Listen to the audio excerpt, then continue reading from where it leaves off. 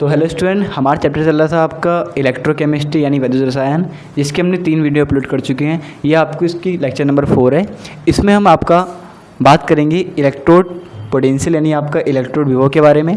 ठीक है, इससे पहले वाली वीडियो अगर आप लोगों ने नहीं देखी है तो उसका लिंक आपको डिस्क्रिप्शन में मिल जाएगा, वहाँ जाके पहले देखिए, उसके बाद आपको वीडियो समझ में आएगी। ठीक है, तो ये जो थ्योरी लिखी है इतनी आपका इससे डरना नहीं है बिल्कुल, आपका 2 मिनट समझ में आ जाएगी आपका। बस अभी थोड़ी देर के लिए मेरी बात सुनना, इसको समझेंगे आपका, उसके बाद ये थ्योरी मैं पढ़ूंगा तो आपको इजीली समझ में आ जाएगी। अगर आप इसको नहीं भी देखना चाहते हो आपका, तो मैं जो बोलूँगा और उसको भी लिख लोगे तो आपका काम बन जाएगा। ठीक है, तो मैं भी ध्यान देना केवल समझने में, बाकी थ्योरी समझा देंगे बाद में। अभी आपका तो इलेक्ट्रोड विभव होता क्या है, पहले आपका ध्यान सुनना। अभी आपका तो होता क्या है, जब मैंने कोई बीकर लेंगे आपका, पहले कोई भी बीकर लिया, उस बीकर के अंदर मैंने ये करा आपका कुछ सोल्यूशन रख दिया।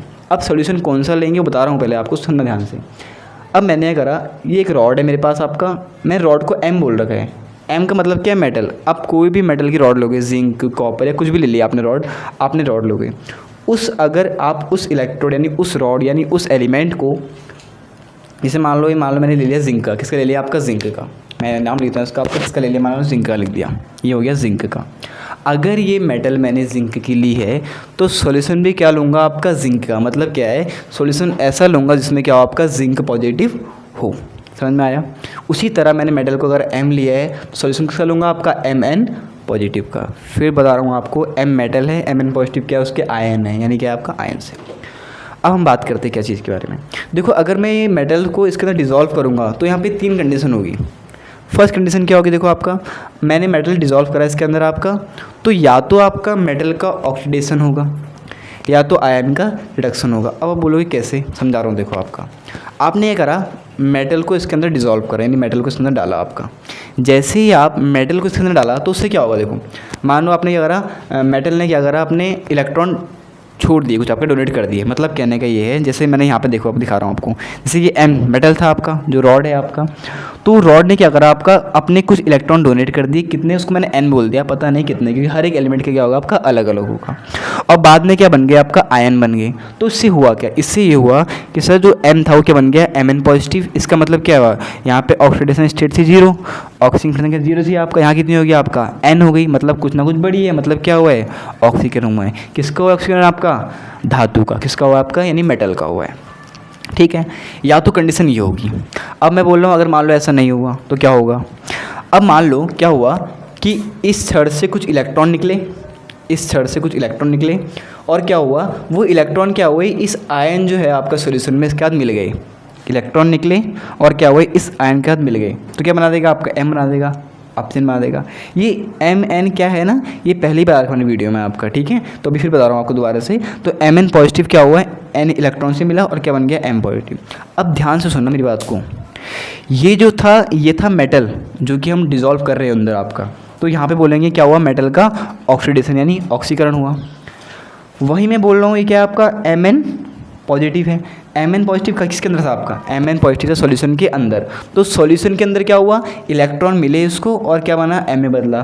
तो मतलब हुआ क्या, यहाँ पे जो एम एन था यहाँ प्लस था, प्लस एन था, मतलब कुछ ना कुछ 1 2 3 4 हो गया आपका, और यहाँ पे क्या होगा, 0 हो गया।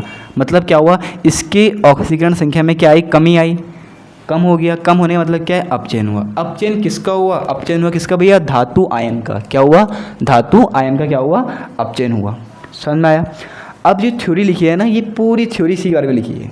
मतलब पता है क्या है, हम बोलेंगे आपका, जब हम किसी धातु यानी आपका किसी मेटल को उसी के मेटेलिक सॉल्यूशन यानी आपका आयनिक विलयन में डालते हैं यानी डुबोते हैं आपका, तो उससे क्या होता है बच्चों आपका, या तो ये अपना कुछ इलेक्ट्रॉन त्याग कर, जैसे इलेक्ट्रॉन त्यागे आपका अपने आयन बदलता है, या क्या होगा, जो एम एन पॉजिटिव यानी इसके आयन जो है इलेक्ट्रॉन को ग्रहण करके क्या बनाएंगे आपका, धातु बना देंगे। दोनों में से एक कंडीशन हो एक बारे में, या तो इलेक्ट्रॉन, या तो ये मेटल इलेक्ट्रॉन देगी, या तो ये आयन क्या होंगे, इलेक्ट्रॉन आपका ग्रहण करेंगे। मतलब क्या है, दोनों ही कंडीशन में क्या हो रहा है आपका, चार्ज इधर उधर जा रहा है आपका।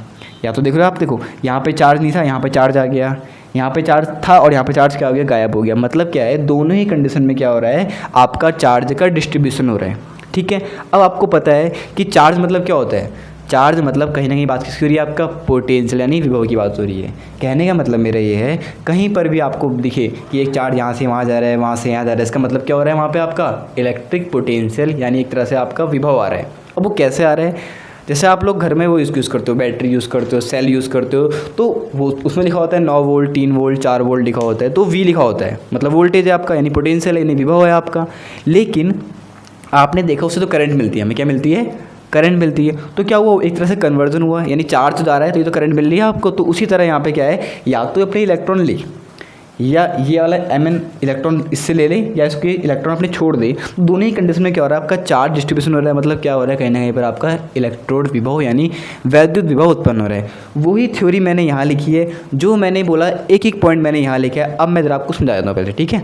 देखो क्या है आपका, जब किसी धातु क्षण को उसी धातु के आयनिक विलयन, जैसे समझाया था मैंने आपको, धातु है उसी का आयनिक विलयन लेंगे, के संपर्क में लाया, संपर्क मतलब अंदर दबाया जाता है उसमें आपका, तब यदि उस अवस्था में उपस्थित धातु आयन क्या हो, Mn पॉजिटिव हो, मतलब इसके अंदर आयन क्या हो, Mn पॉजिटिव, जो दिखाया आपको मैंने, और धातु क्षण से N इलेक्ट्रॉन ग्रहण करते हैं। अगर मान लो मैंने क्या बोला कि जो M है मान लो, तो इससे करते हैं N इलेक्ट्रॉन ग्रहण करते हैं, जैसे मैंने यहाँ दिखाया आपका, ये लेते हैं और N इलेक्ट्रॉन ग्रहण करता है। इसका मतलब पता है क्या है, तब धातु आयन का अपचयन। अब ये उल्टा, पहला वाला केस हो गया, वाला केस हो गया आपका कि इलेक्ट्रॉन आयन थी और N इलेक्ट्रॉन लिए तो क्या बना दिया आपका, अपचयन हो गया। बिल्कुल सेम चीज़ लिखिए, समझ में आ जाएगा, बस ध्यान से सुनना बस। और तथा अगर क्या होगा, यदि धातु क्षण N इलेक्ट्रॉन त्याग दे, मतलब ये अपने N इलेक्ट्रॉन क्या कर दे, ठीक है, तो उससे क्या होगा आपका, तो धातु क्षण का क्या होगा आपका, ऑक्सीजन होता है आपका, जैसे समझाया मैंने, यहाँ पे लिखा भी है रिएक्शन। तो इसका मतलब क्या है, तब क्या होगा, ये दोनों ही स्थितियों में क्या होगा आपका, मतलब क्या, देखो इन दोनों में क्या आपका एक प्रक्रिया संभव है। मैंने बोलता या तो ये होगी या तो आपका ये होगी, दोनों एक टाइम पे आपका होना पॉसिबल नहीं है। आगे बढ़ते हैं उसके बाद, फिर कह रहा है तब इस प्रकार आवेश के पृथक्कीकरण, पृथक्कीकरण का मतलब होता है डिस्ट्रीब्यूशन, मतलब एक तरह से बांटना, चलना फिरना इधर उधर आपका, के द्वारा धातु क्षण एवं धातु के आयन के मध्य आवेश के वितरण के कारण, मतलब क्या है ना, या तो भाई चार्ज आपका यहाँ से यहाँ जाएगा या यहाँ से आपका यहाँ जाएगा, दोनों कंडीशन कुछ भी एक ही होगा आपका। तो मतलब क्या है कि मध्य आवेश के वितरण के कारण क्या होता है, एक विभव उत्पन्न होता है, यानी क्या होगा, पोटेंशियल उत्पन्न होगा आपका, जिसे क्या बोलते हैं आपका, इलेक्ट्रोड विभव कहते हैं। क्या बोलते हैं, इलेक्ट्रोड विभव बोलते हैं। ठीक है भाई, कोई दिक्कत नहीं, इलेक्ट्रोड विभव समझ में आ गया हमें, कोई ज़्यादा बात नहीं है। अब लेकिन ये था आपका बेसिक टॉपिक, इसके आगे क्या आते हैं मेन टॉपिक आपका, ठीक है। अब ये तो हो गया आपका इलेक्ट्रोड विभव के बारे में। फिर एक चीज़ और आती है आपका, वो आती है मानक इलेक्ट्रोड विभव, वो नेक्स्ट टॉपिक है आपका, ठीक है। मैं समझाने की कोशिश करूँ। देखो अभी आपका मानक मतलब क्या होता है ना, आपका एक स्टैंडर्ड कंडीशन। जैसे मैं अगर आपसे बोल दूं कि आपको कोई काम करना है, उसकी कंडीशन फिक्स है कि आपको 2 घंटे काम करना है, आपको उस बीच ये काम नहीं करना है, आप कोई अलग काम नहीं कर सकते उस बीच का आप, ठीक है। तो उसी तरह स्टैंडर्ड मतलब होता है सब कंडीशन फिक्स हो गया आपका, टेम्परेचर फिक्स होगा, सॉल्यूशन की कंसंट्रेशन फिक्स होगी, यानी सांद्रता फिक्स होगी और ताप भी फिक्स होगा। तो उस टाइम पर जो आपका इलेक्ट्रोड निकलेगा, यानी विभव जो निकलेगा, उस टाइम पर उसे बोलेंगे आपका मानक इलेक्ट्रोड विभव, यानी स्टैंडर्ड पोटेंशियल इलेक्ट्रोड बोलेंगे। क्या बोलेंगे, स्टैंडर्ड इलेक्ट्रोड पोटेंशियल बोलेंगे। कब, जब उसको बोलेंगे मानक स्थितियों में, यानी कब बोलेंगे आपका, जब उसकी कंडीशन क्या हो, फिक्स हो। मैं धीरे धीरे टॉपिक में बढ़ेंगे आपका, ठीक है, वो टेंशन मत लो उसके भी, पहले इसको कवर करेंगे अच्छे से, उसके बाद वहाँ जाएंगे, फिर जो मानक बताने के बाद फिर धीरे धीरे अगले टॉपिक में बढ़ेंगे। लेकिन फिर बोल रहा हूँ वीडियो को सीक्वेंस से देखना, ताकि आपको सारे टॉपिक समझ में आएंगे। एक भी वीडियो स्किप करोगे तो आपको टॉपिक समझ में नहीं आएंगे, ठीक है। अभी के लिए फ़िलहाल इतना ही, मिलते हैं अपनी नेक्स्ट वीडियो में।